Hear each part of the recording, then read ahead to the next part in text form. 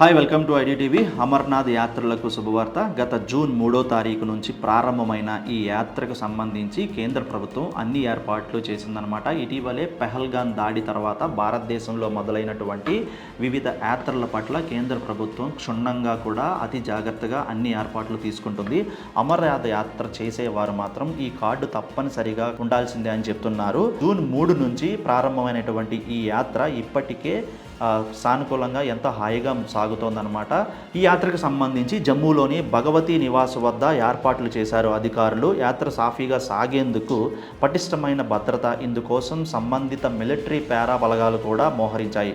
భక్తులకు ఎటువంటి అసౌకర్యాలు కనకుండా కూడా ఎక్కడికక్కడ భద్రతా విధమైనటువంటి ఏర్పాట్లు చేశారు. అయితే ఈ యాత్ర చేయాలనుకున్న వారు మాత్రం ఖచ్చితంగా RFID కార్డును ధరించాల్సి ఉంటుంది. ఈ యాత్ర కోసం ఆధార్ వివరాలు కూడా సమర్పించాల్సి ఉంటుంది. ఈ యాత్ర సమయంలో ఎక్కడ పడితే అక్కడ మార్గంలో ఆగకూడదు. ఎక్కడైతే నివాస గృహాలు అదే వసతి ఏర్పాటు చేశారో అక్కడ మాత్రమే ఆగి మీరు విశ్రాంతి తీసుకోవాల్సి ఉంటుంది. వార్నింగ్ నోటీసులు పెట్టిన చోట ఎట్టి పరిస్థితుల్లో కూడా ఆగకూడదు. యాత్రలో ముఖ్యంగా పర్యావరణానికి సంబంధించినటువంటి అన్ని జాగ్రత్తలు తీసుకోవాలి.